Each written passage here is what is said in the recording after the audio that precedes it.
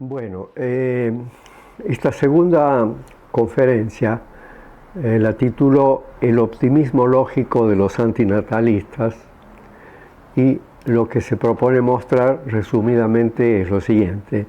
Benatar es un pesimista ético al asumir las tesis antinatalistas, pero continúa siendo un optimista lógico, sujeto a lo que llamo el polianalismo argumentativo. Como la conferencia anterior, esta también trata de una cuestión metodológica. La expectativa del filósofo, y sobre todo del filósofo analítico, es que si salimos del plano de las meras intuiciones y vamos al campo argumentativo, las cuestiones se esclarecerán, los participantes se entenderán, una de las tesis será demostrada como verdadera y las tesis contrarias habrán sido refutadas. La filosofía analítica en particular se enorgullece frente a las otras filosofías de que ella es capaz de resolver problemas en lugar de quedarse discutiendo indefinidamente. Bueno, en esta segunda conferencia yo quiero mostrar que esa expectativa es ilusoria y optimista, y que el propio Benatar, curiosamente, proporciona buena parte de los elementos para mostrar eso. Observando las discusiones filosóficas en encuentros, congresos y revistas especializadas, aparecen algunas características discursivas recurrentes. Voy a apuntar 4. A. Los argumentadores defienden fuertemente sus posiciones como presentando la postura verdadera sobre el asunto abordado. B.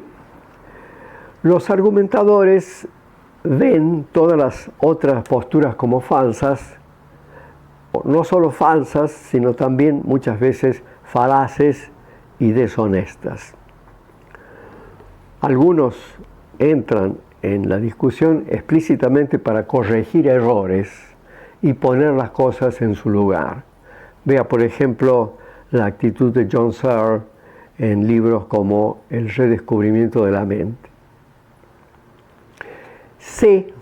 Frecuentemente los argumentadores se quejan de no ser entendidos y de ser mal interpretados.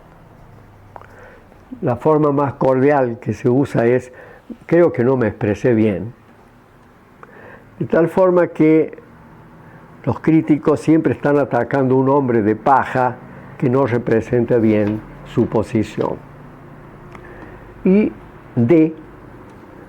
Difícilmente, si alguna vez, un argumentador reconoce su derrota y retira su postura de la mesa de discusiones por haber sido refutada. Al contrario, defiende su postura hasta el fin, aún bajo una lluvia de críticas, y declara no haber sido refutado por ellas. Bueno, además de esas 4, tal vez haya otras características estructurales de una discusión filosófica que el lector pueda agregar a la lista. Pero lo esencial aquí es lo siguiente. Sí, en numerosas discusiones filosóficas a lo largo de los siglos, estas características se presentan en todas ellas, ya es muy difícil, casi imposible, ignorar que hay ahí elementos estructurales recurrentes que no dependen de la cuestión tratada, ya que esas estructuras aparecen en discusiones sobre filosofía de las matemáticas, filosofía de la mente, ética, estética, filosofía del derecho y filosofía de la vida. Es tiempo de atender a esas estructuras en lugar de considerarlas como eventualidades excepcionales, tomar conciencia de ellas y estudiar su influencia en discusiones como las antinatalistas.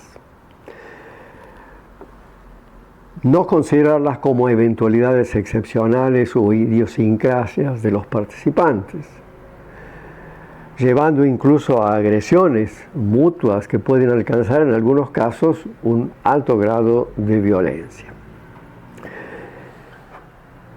En dos textos extensos en donde responde a numerosas objeciones de sus críticos, al final de ambos, Benatar dice algo que puede considerarse paradigmático.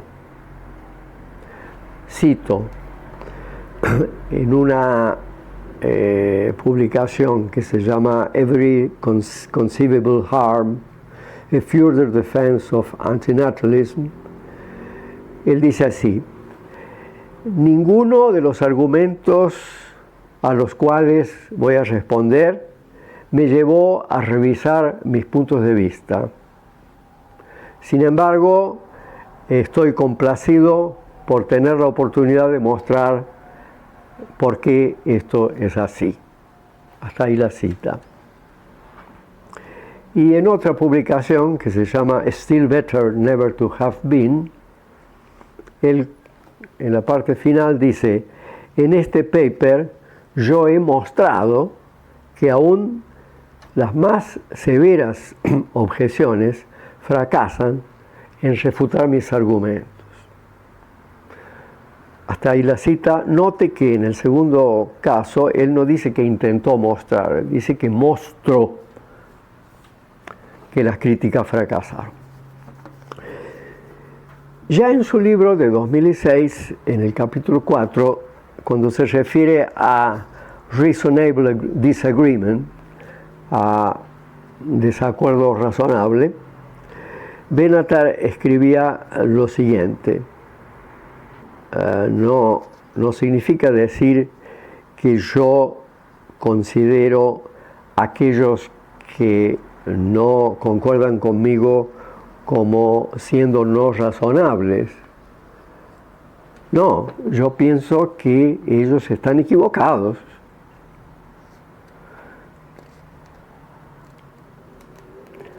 Aquí, hasta ahí la cita. Aquí no se tiene conciencia de que cada uno de los críticos, si la discusión continuase, tendría sin duda réplicas a cada una de las respuestas con las que Benatar parece querer encerrar la cuestión a su favor.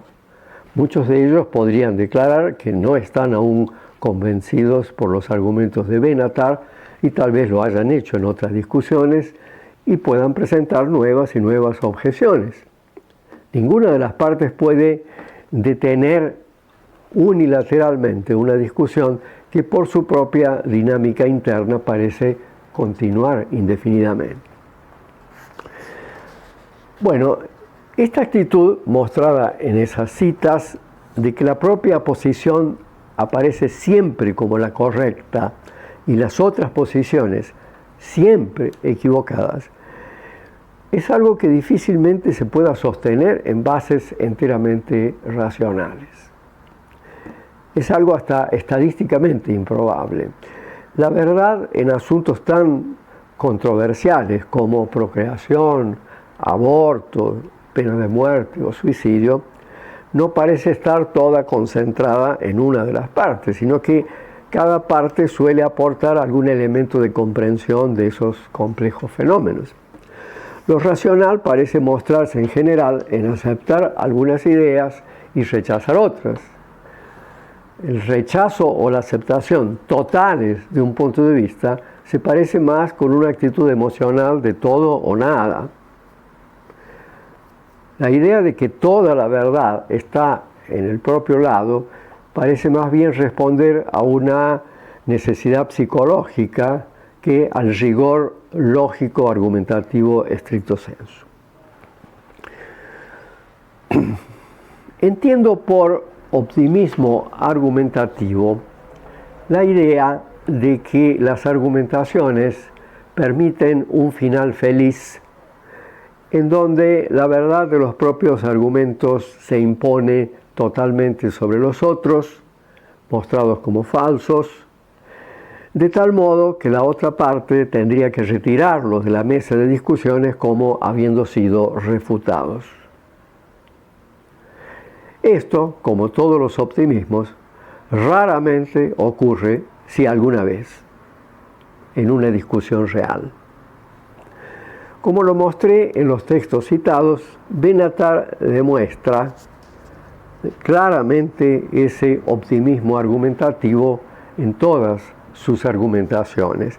Es típico de ese aparato argumentativo optimista utilizar lo que yo denomino vocabulario categórico, en frases del tipo: esta objeción fracasa completamente, o esta postura está totalmente equivocada, o esa tesis ha sido claramente refutada, o mostré que esa idea es falsa y no puede sostenerse, y expresiones taxativas semejantes, afirmadas con una certeza extraña dentro de un ámbito tan opinable y controversial como el de la filosofía.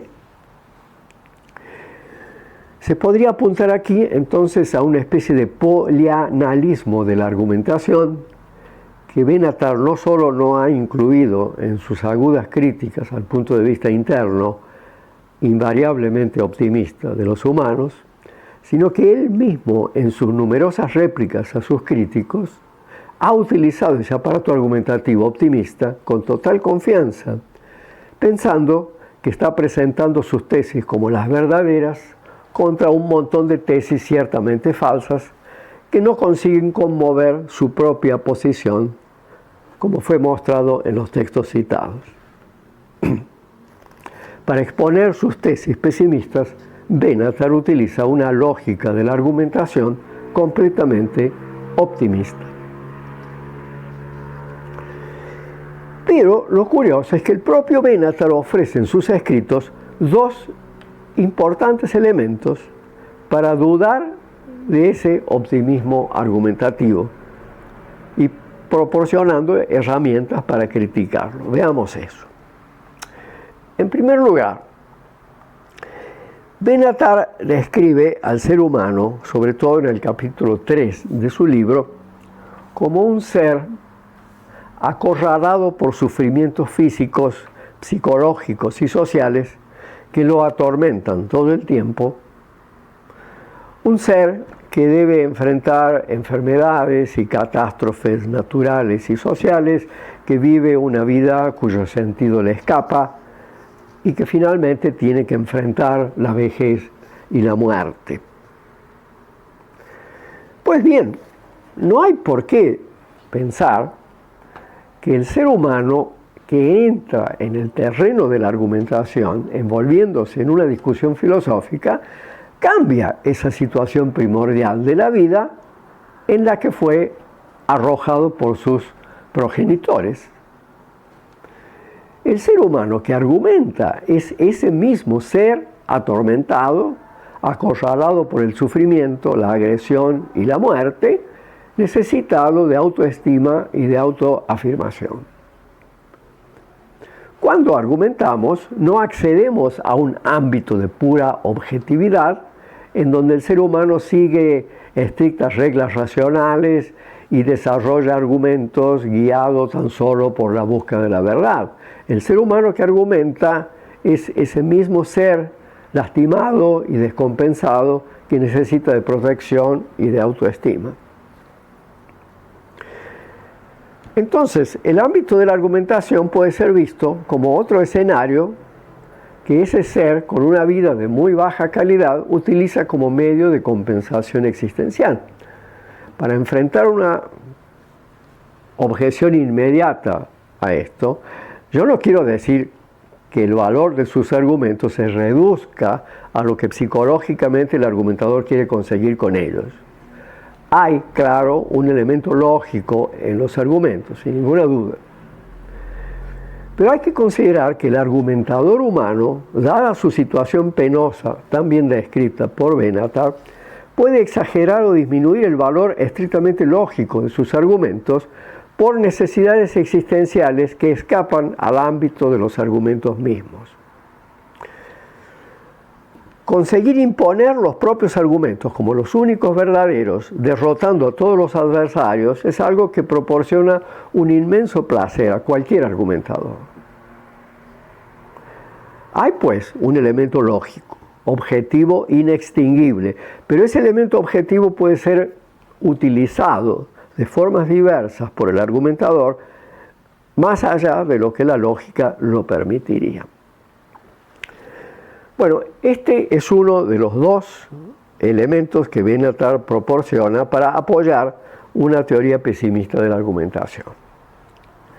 Pero en segundo lugar, Benatar nos ha mostrado muy bien las ilusiones que los humanos mantienen al respecto del valor de sus vidas, creyendo que ellas tienen un valor mucho mayor del que realmente tienen.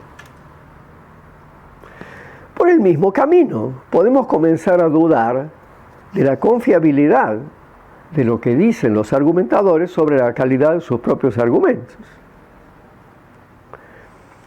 Pues en este punto de la argumentación, el argumentador podría replicar: esas son afirmaciones muy genéricas y vagas, hay que ir a los argumentos mismos, en su detalle. Y ahí se verá que yo tengo razón y que ninguno de los contraargumentos presentados consiguen refutar mis tesis. Él podría decir eso. Y podría agregar: nunca he pretendido encerrar definitivamente la discusión a mi favor. Estoy dispuesto a cambiar de idea si me presentan argumentos contundentes. En el nivel discursivo en el que el argumentador habla acerca de sus propios argumentos, él va a declarar una y otra vez que siempre entra en una discusión aceptando que puede estar equivocado y que la otra parte puede estar con la razón, que está dispuesto a aprender con las críticas y que cree en una discusión abierta y autocrítica. En general, la totalidad de los participantes en una discusión concuerda totalmente con todo eso. Pero esas declaraciones son problemáticas si distinguimos el plano en donde los argumentos se desarrollan efectivamente, que podemos llamar argumentación real, y el plano discursivo en el cual el argumentador habla acerca de la calidad de sus propios argumentos. Pues en el plano de la argumentación real, lo manifestado en el nivel discursivo raramente ocurre, si alguna vez ocurre. En las dos discusiones mencionadas entre Benatar y no menos de 20 críticos, esto de hecho nunca ocurre. Al contrario, lo que vemos en discusiones reales es la aparición de las características A, B, C, D antes mencionadas. No hubo ni siquiera una sola idea que Benatar en esas discusiones haya admitido como un error suyo y un acierto de sus críticos, a no ser algunas pocas cuestiones secundarias, si alguna, nunca ningún punto central. Que estamos siempre dispuestos a cambiar de idea si nos presentan un buen argumento, pero sin nunca reconocer en el plano de la argumentación real que ese buen argumento apareció alguna vez, puede ser una forma de tornar invulnerable la propia postura, dando al mismo tiempo, en el plano discursivo, una impresión de abertura intelectual.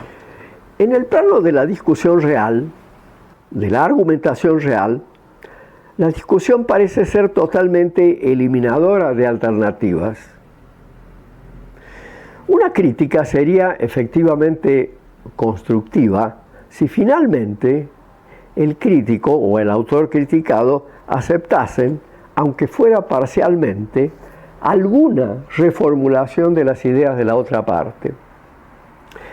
Pero si se presentan 2, 3, 5, 10 reformulaciones o versiones de la propia postura y la otra parte continúa sin aceptarla, ni siquiera parcialmente, si todas las ideas de la otra parte siguen siendo consideradas equivocadas en todas sus reformulaciones, podemos razonablemente comenzar a dudar de si en el nivel de la argumentación real la crítica es realmente constructiva, con independencia de lo que el argumentador piense y diga acerca de su propia argumentación.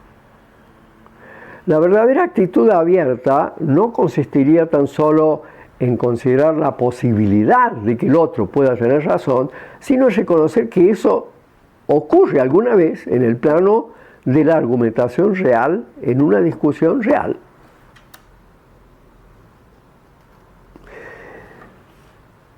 Pero hay que entender que todo esto no ocurre por pura testarudez o deshonestidad de parte de un argumentador concreto, sino, según sostengo, por una característica estructural de las discusiones filosóficas en general.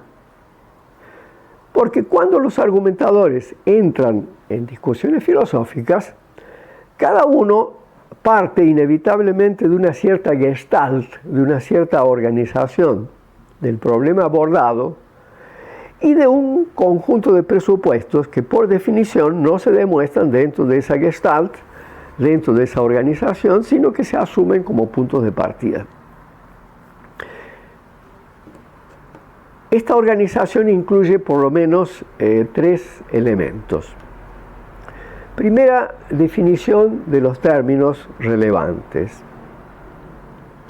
Segunda, premisas que se aceptan sin demostración. Y tercera, tipos de mecanismos inferenciales de extracción de conclusiones a partir de premisas. Lo máximo que cada parte puede hacer, en discusiones antinatalistas u otras, es argumentar bien a partir de esos tres presupuestos, pero no hay nada que obligue a la otra parte a asumir los mismos puntos de partida que nosotros proponemos.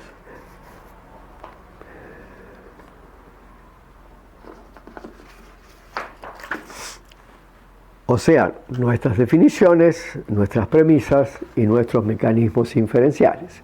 Si un cartesiano, por ejemplo, define al ser humano como un ser eminentemente racional, un seguidor de Schopenhauer o de Freud no va a aceptar ese presupuesto.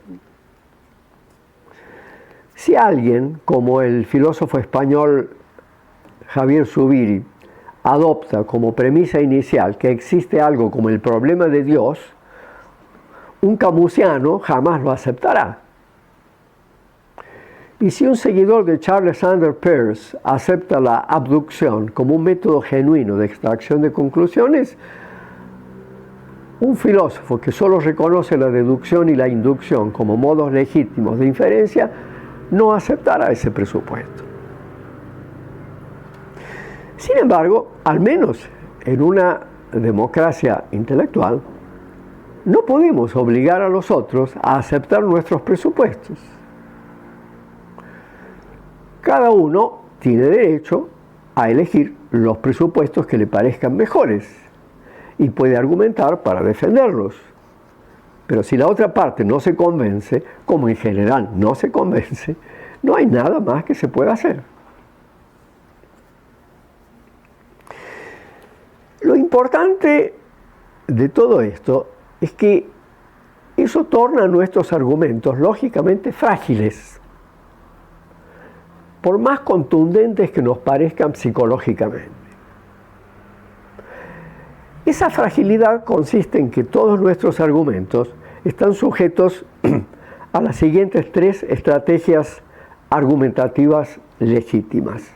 Primero, siempre es posible para la otra parte rechazar una definición específica de nuestros términos relevantes.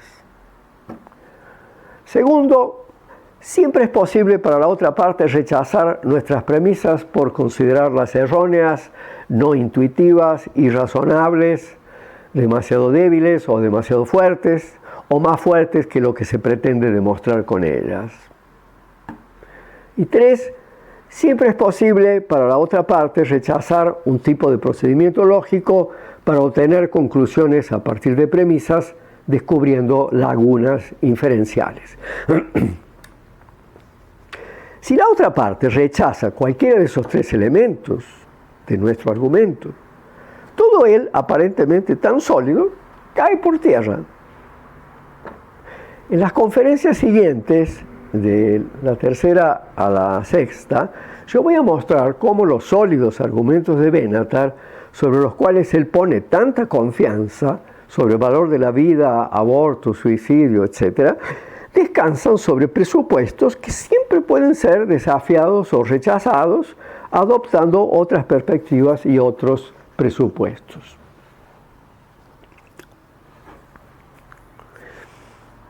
Parece, pues, haber una desproporción muy grande entre la fragilidad del contenido objetivo de nuestros argumentos, siempre dependiente de sus presupuestos, y la forma absolutamente categórica y contundente con la que el argumentador los defiende, como verdaderos y muchas veces como los únicos verdaderos. El deseo de refutar totalmente la postura contraria e imponer los propios argumentos parece responder más a una poderosa ansiedad psicológica de autoafirmación en un mundo lleno de sufrimientos que de una exigencia estrictamente lógica. Su contundencia parece provenir más de un deseo del argumentador que del mérito intrínseco del argumento, porque los argumentos mismos son frágiles y no tienen todo ese poder refutatorio, pero son animados por fuertes deseos humanos que tratan de que ellos tengan ese poder y esa contundencia. Ahora bien, defender una postura hasta el fin, sin jamás conceder que estamos equivocados, siempre tratando de mostrar que son los otros los que lo están, es una estrategia argumentativa que puede responder a por lo menos dos motivaciones diferentes. Primera, el argumentador puede estar fuertemente convencido de la propia postura, inclusive hasta el grado de fanatismo, defendiéndola como la única correcta. Esa es la primera actitud. Segunda, el argumentador puede solo querer testear una cierta línea de argumento para ver su rendimiento, sus ventajas, sus desventajas y examinar críticamente sus consecuencias. También en esta segunda actitud hace falta defender una postura hasta el fin, pero solo se lo hace con la finalidad de verificar su fuerza y su alcance, no porque estemos fanáticamente convencidos de su verdad. La primera actitud manifiesta un envolvimiento emocional muy grande, lo que se muestra, por ejemplo, en las discusiones acaloradas y agresivas sobre el tema del aborto, por ejemplo, o la pena de muerte.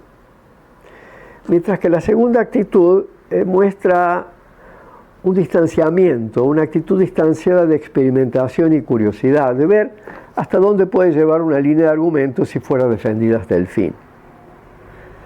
Mientras la primera actitud es convicta, la segunda actitud es experimental. Ella no elimina las alternativas, mientras que la primera actitud sí las elimina, como erradas o falaces o equívocas.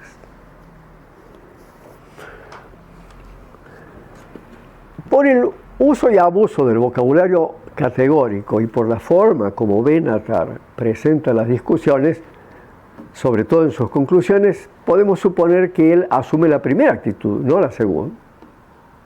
Él no está defendiendo su postura hasta el fin solo para testear la fuerza de sus argumentos. No. En esas discusiones, Benatar presenta las 4 características ABCD de la argumentación mencionadas antes.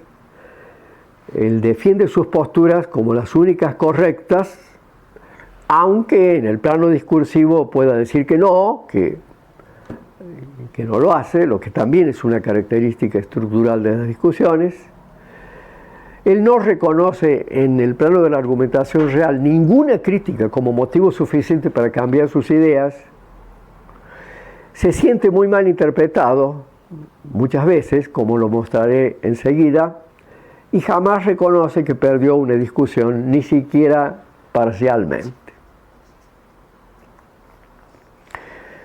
De vez en cuando él hasta parece lamentar que sus críticos no hayan conseguido derrotarle, como considerando su visión del mundo lamentablemente verdadera y teniendo siempre la esperanza de estar equivocado.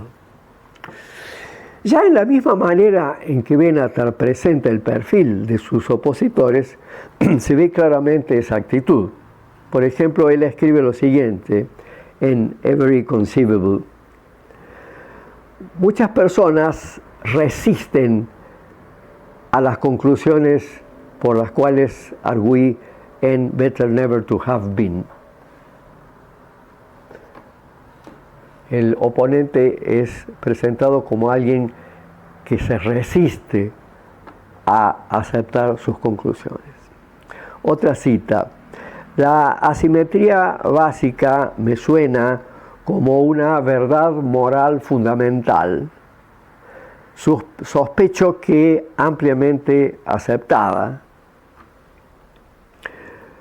hasta que las personas se dan cuenta, él dice, que eso lleva a la conclusión de que venir a la existencia es siempre un daño.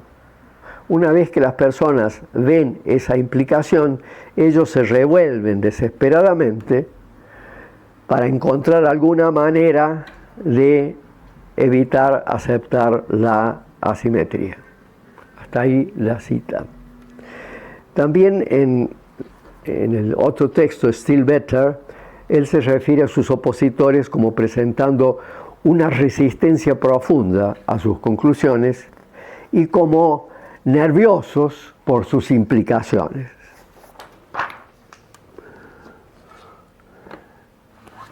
Pero por lo que se puede ver, sus críticos no están tan solo resistiendo a verdades fundamentales, sino tratando de presentar alternativas y otros puntos de vista que también son cuidadosamente argumentados y fundamentados.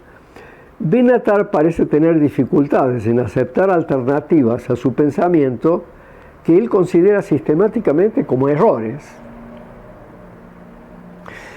Yo no quiero adentrarme aquí en contenidos que abordaré en detalle en las dos conferencias siguientes, de manera que indicaré brevemente un solo ejemplo de esto que estoy diciendo, la discusión de Benatar con de Gracia sobre la apreciación hedonista de la vida en Still Never to Have Been.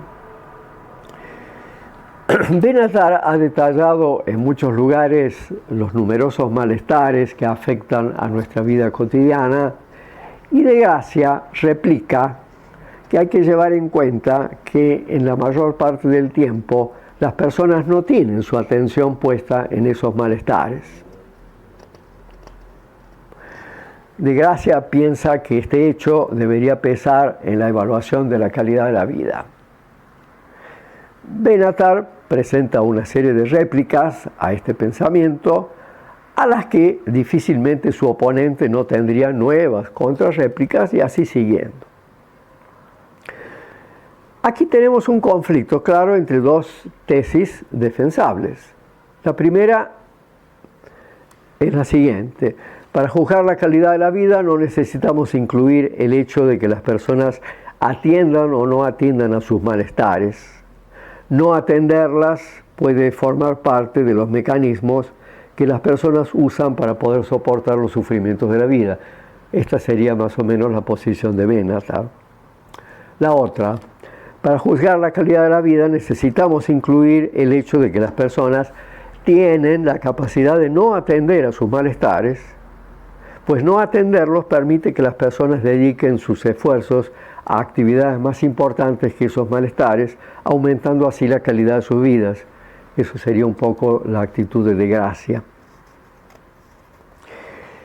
En el primer caso, esas faltas de atención son vistas como autoengaños, para no ver la falta de calidad de la vida. Y en el segundo, son vistas como promociones o aumentos de esa calidad. Se trata de dos posturas sustentables y no de una postura verdadera y la otra falsa. Que alguna de ellas aparezca como falsa desde una perspectiva no significa que ella sea falsa desde toda y cualquier perspectiva. Esta curiosa asimetría argumentativa de que la postura verdadera sea siempre la nuestra y la postura opuesta ocupe siempre el lugar de lo falso, también se muestra en la asimetría de la distribución de lo que podemos llamar errores de lectura. Benatar utiliza varias veces la alegación de no haber sido correctamente entendido. Por ejemplo, en su respuesta a Metz en Every, él dice que su respuesta caracteriza mal mi argumento. Y después dice, el profesor Metz intenta rechazar mi conclusión, pero él lo hace caracterizando mal mi declaración de que los placeres ausentes no se despoja a nadie de placeres ausentes y que por tanto eso es no malo. En su respuesta a Bunin, por ejemplo, dice que el profesor Bunin no ha reproducido mi afirmación, en lugar de eso ha alterado mi afirmación. Y en su réplica a MacGregor, Sullivan, Bissett, él dice que esos autores rechazan este argumento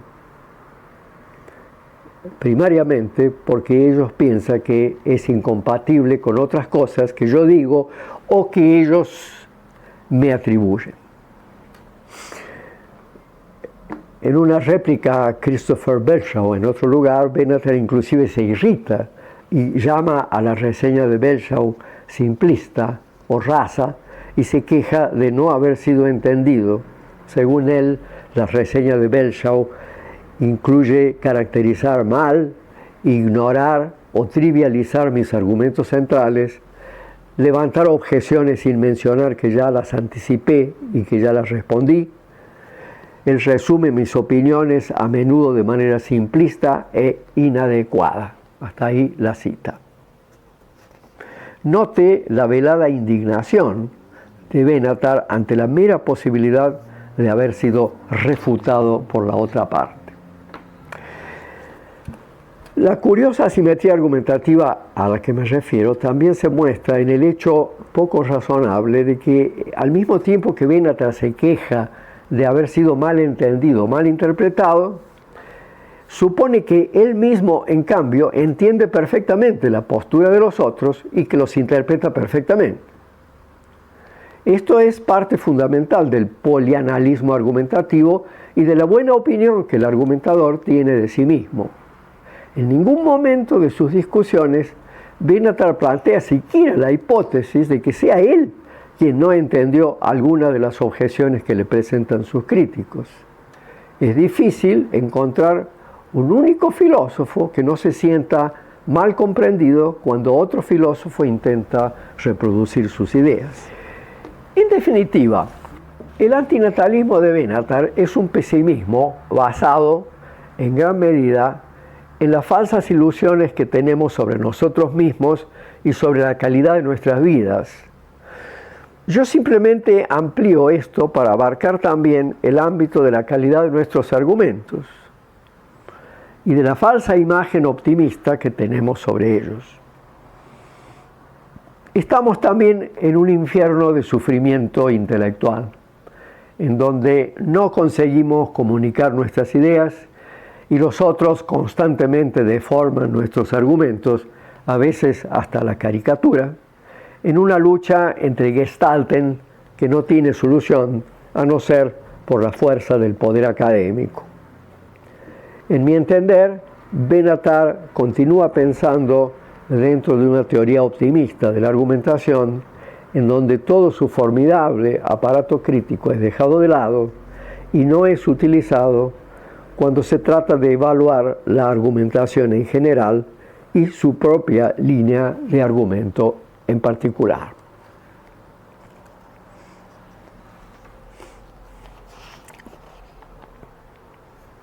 En la última parte de esta conferencia quiero justificar brevemente el abordaje negativo y pesimista de la argumentación, a la luz de la cual hice las críticas anteriores.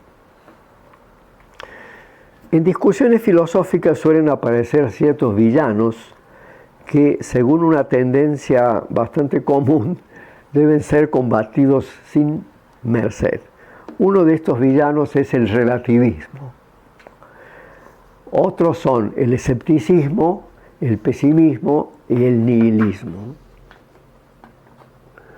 Mi pesimismo argumentativo, que según expliqué antes, me parece congruente con mi pesimismo ético, puede ser acusado de relativismo, en el sentido de que cualquier postura sobre procreación, sobre aborto, lo que sea, puede ser sostenida sobre sus propios presupuestos, no habiendo ninguna posibilidad de refutarlas como falsas. Toda postura, diría esta crítica, se tornaría invulnerable a la crítica e impediría el progreso de la cuestión debatida. Se alega que este pesimismo argumentativo niega la verdad y la objetividad, que lo único que se acepta es la subjetividad del argumentador, que trata de suavizar los sufrimientos de su existencia con sus argumentos. Se alega que lo que importan son los argumentos mismos y no el argumentador. Bueno, quiero tratar de responder brevemente esa objeción. En primer lugar, yo me opongo a la postura de que existen villanos absolutos en filosofía. Yo no hago filosofía evitando caer en el escepticismo o caer en el relativismo o en el pesimismo. Yo sigo mis argumentos y si hay buenos argumentos en favor del escepticismo, del relativismo y del pesimismo, pues tendremos que ser escépticos, relativistas y pesimistas.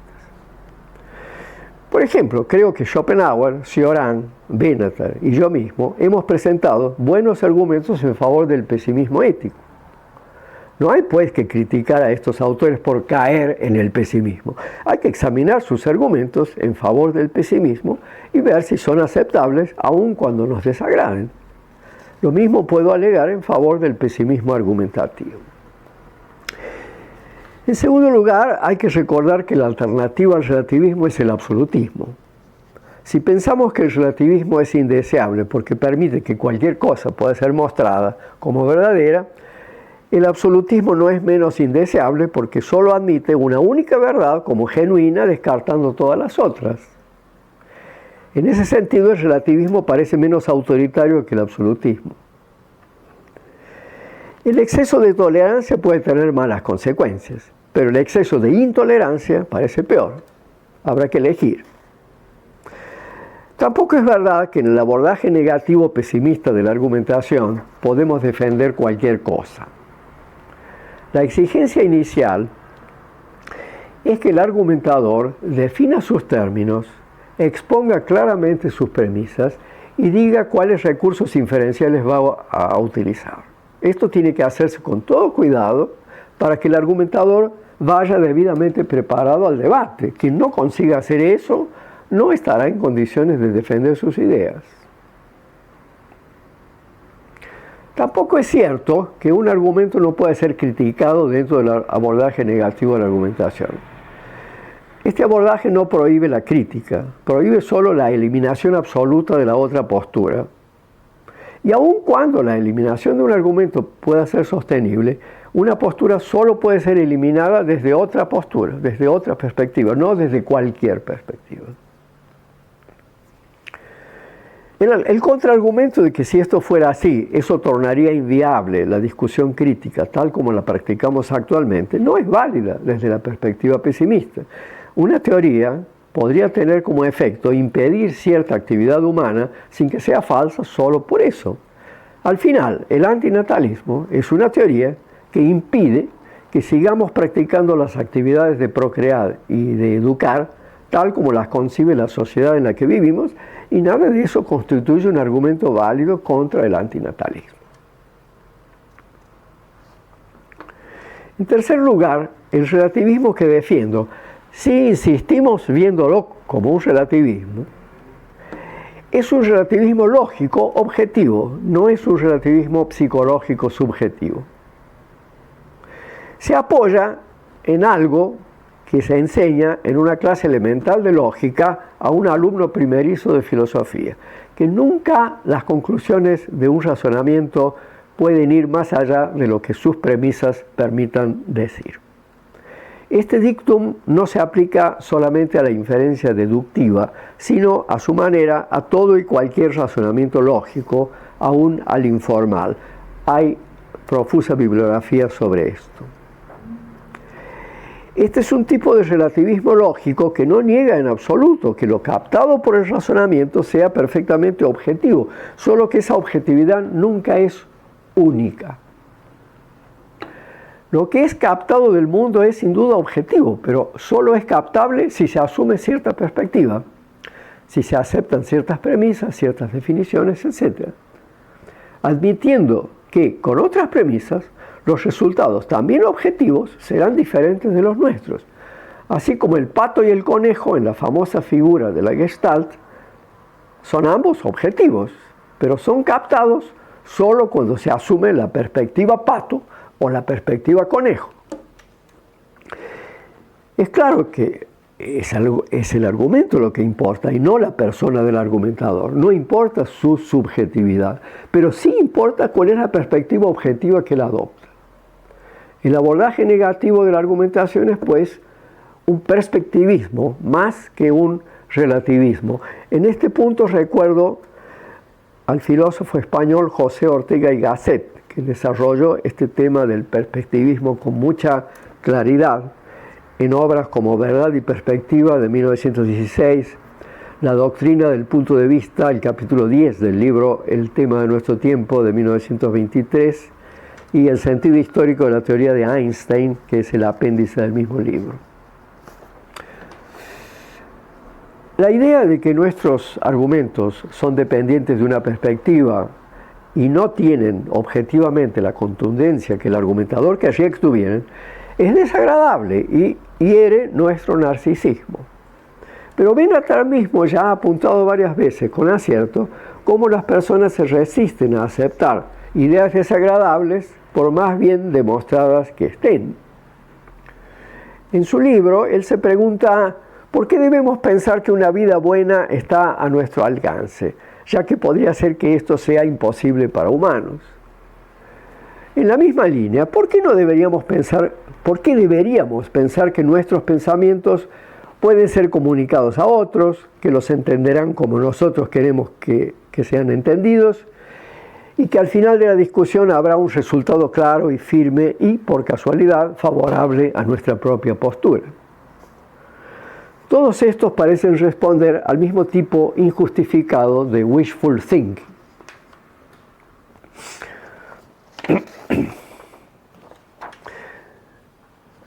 De acuerdo con este abordaje negativo y pesimista de la argumentación, estoy seguro de que Benatar, si alguna vez se dispusiera a leer estas conferencias, tendría, sin ninguna duda, muchas réplicas certeras e interesantes para cada una de mis objeciones.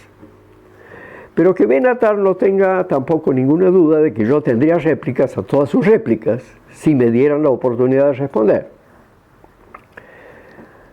En discusiones filosóficas públicas, orales y escritas, cada participante tiene lo que se llama el uso de la palabra durante un cierto tiempo. Es una característica psicológica muy fuerte que quien tiene el uso de la palabra nos convenza totalmente de lo que sostiene. Decimos, él ha destruido totalmente la argumentación contraria. Pero cuando escuchamos la réplica del oponente, cuando el otro tiene uso de la palabra, sentimos que también su postura es sostenible, incluso muy fuerte, y que el otro no ha conseguido demolerla. Esta impresión no es puramente psicológica, tiene apoyo en la idea de que nuestras argumentaciones son gestálticas, o sea, organizan las piezas de maneras diferentes, presentan perspectivas diferentes que tienen que aprender a convivir en lugar de destruirse mutuamente. Al final hay contraargumentos contra todo y cualquier argumento. Mostrar que una línea de argumento es problemática es un truismo, porque todas son problemáticas. Y si se replica que algunas líneas son más problemáticas que otras, esto solo puede ser dicho ya desde una perspectiva y no de manera absoluta. Presentar contraargumentos a un argumento dado es siempre posible, pero eso no derrota ni refuta definitivamente la postura contraria, como agradaría a los deseos del argumentador.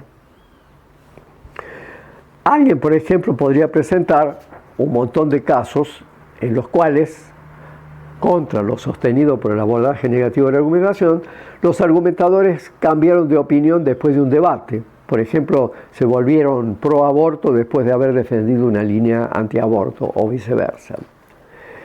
Pero estos casos, si realmente ocurren, siempre pueden ser reinterpretados dentro de la propia gestalt argumentativa de forma a no ser contraargumentos de su propia línea. Y es eso lo que vemos que ocurre en los debates en general y en los antinatalistas en particular. Cada posición utiliza las críticas de los otros solo para perfeccionar su propia línea, pero nunca para abandonarla. Como dice Benatar, nada de lo que los críticos dijeron me hizo revisar mis puntos de vista. Finalizando, los que discuten filosofía tan solo mueven sus piezas dentro de un juego argumentativo virtualmente interminable.